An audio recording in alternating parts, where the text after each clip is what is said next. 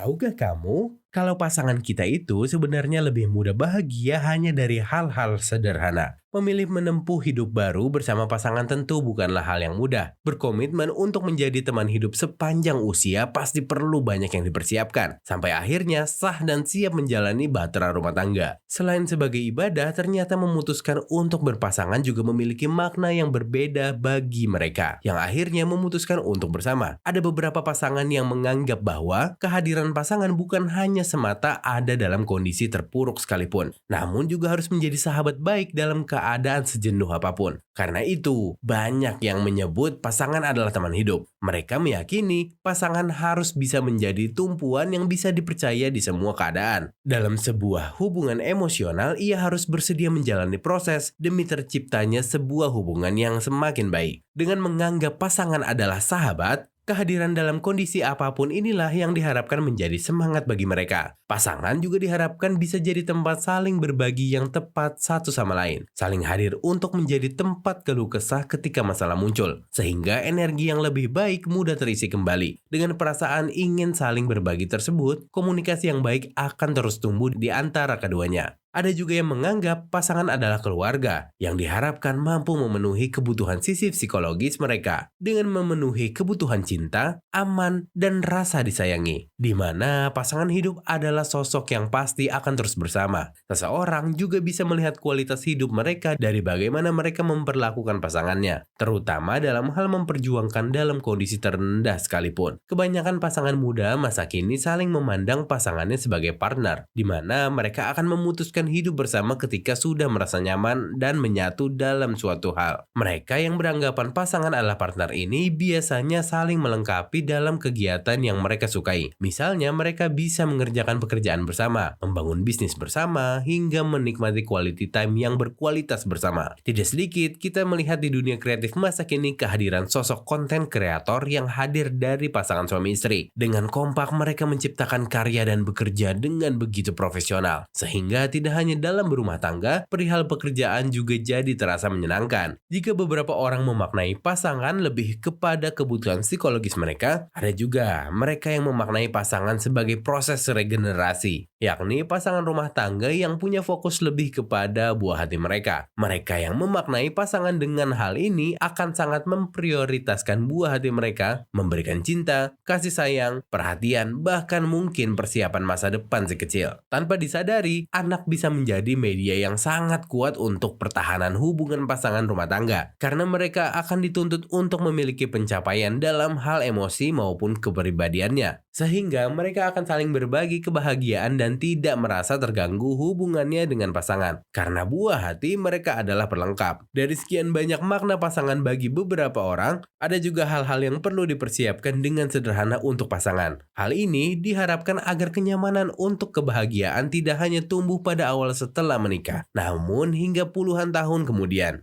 Menikah berarti memutuskan untuk hidup seterusnya dengan pasangan, melihat pasangan setiap waktu, menghadapi masalah bersama yang tentunya akan ada titik jenuh sehingga beberapa kondisi menjadi tidak nyaman. Saat memutuskan menikah, memang perlu menyiapkan berbagai macam keperluan. Tapi ternyata yang lebih penting dari sekedar acara pernikahan adalah persiapan setelah menikah itu sendiri. Ada beberapa kasus perceraian di awal-awal tahun pernikahan, tapi tidak sedikit juga yang mampu bertahan hingga puluhan tahun atau bahkan sampai mampu mendampingi buah hatinya menuju jenjang pernikahan. Karena itu, coba untuk lakukan hal-hal sederhana ini untuk pasanganmu di rumah. Melalui perlakuan sederhana, kita tidak perlu merasa pusing harus melakukan apa yang bisa membuat pasangan merasa bahagia. Karena faktanya, istri atau suami di rumah malah seringkali merasa saling jengkel karena kebiasaan sehari-hari. Bagi suami atau istri, apakah setelah menikah semakin sering memberikan hadiah kepada pasangan? Kebanyakan mereka yang sudah menikah malah melupakan hal satu ini. Tidak perlu di hari yang spesial. Ketika pasangan sedang merasa jenuh atau lelah, coba untuk siapkan hadiah kecil yang mampu membuatnya merasa kembali bersemangat. Setiap hari bertemu di rumah bukan berarti berhenti memberi kejutan. Coba untuk siapkan hadiah berisi barang yang sedang dibutuhkan. Meski bukan barang yang mahal, tapi bentuk perhatian itu akan membuat pasangan bahagia dalam jangka waktu yang cukup lama. Seringkali juga dilupakan adalah mengucapkan terima kasih, maaf, dan tolong kepada pasangan. Karena merasa sudah berkewajiban, kadang pasangan menganggap remeh tugas-tugas yang ada di rumah. Cobalah untuk menjadikan ketiga kata ini sebagai penyemangat, bahwa apa yang telah mereka perjuangkan di rumah maupun di luar rumah adalah pekerjaan yang luar biasa. Jangan sesekali meremehkan perasaan pasangan, rumah, bahkan tempat yang selamanya menyenangkan. Mengurus pekerjaan atau pulang dari kantor dengan rasa letih tentunya bukan hal yang nyaman. Mulailah untuk mengajak pasangan saling berbicara sebelum tidur, mengutarakan rasa lelahnya, kemudian saling menyemangati. Ada beberapa pasangan yang juga membutuhkan jarak ketika sedang merasa tidak baik-baik saja, atau bahkan ketika sedang berargumen. Bagi sebagian orang, menenangkan diri beberapa waktu adalah pilihan tepat untuk meredakan emosi, sehingga ketika keadaan membaik, mereka bisa berbicara dan berdiskusi lebih sehat. Kalian juga bisa melakukan hal satu ini ketika sedang di luar rumah bersama pasangan. Hanya sekedar membiarkannya jalan lebih dulu, membawakan kantong belanja atau menggandeng tangan. Ternyata menjadi salah satu yang membahagiakan. Jangan terlalu sibuk masing-masing dengan smartphone dalam genggaman. Ciptakan kesempatan ini untuk efek yang luar biasa di jangka panjang. Faktanya juga ada beberapa kebiasaan-kebiasaan kecil pasangan di rumah yang seringkali menciptakan pertikaian di antara mereka. Misalnya kebiasaan suami yang meletakkan handuk di tempat tidur, atau kebiasaan istri menyepelekan hobi suami dan semacamnya. Cobalah untuk lebih peka dengan peristiwa seperti ini di rumah. Bangun kebiasaan baik atas dasar membahagiakan pasangan, sehingga rumah menjadi lebih tenang dan minim pertengkaran dari hal-hal kecil seperti itu. Selain itu, kalian juga bisa melakukan hobi bersamaan. Jika hobi masing-masing berbeda, coba untuk turut serta menemani mereka menikmati hobinya. Perlu diketahui bahwa setiap manusia tidak hanya pasangan menyukai pujian, apalagi jika pujian tersebut lahir dari seseorang yang mereka sayangi. Karena itu, cobalah untuk lebih rutin memberi pujian dari hal-hal yang kecil, memuji potongan rambut, masakan, atau bahkan senyuman. Setelah menikah, kebanyakan orang memaknai kebahagiaannya dengan sangat sederhana. Dengan demikian, sebelum memulai merencanakan sesuatu yang besar, cobalah dari hal-hal yang sederhana, kemudian jadikan sebuah kebiasaan. Tidak hanya akan menjadi sumber kebahagiaan, hal-hal tersebut bisa jadi pengingat saat kekompakan sedang dalam ujian, sehingga pasangan bisa saling mengingat kebaikan dari pasangan lainnya. Nah, kalau cara yang biasa kalian lakuin ke pasangan hidup kalian kayak apa? Share di kolom komen ya.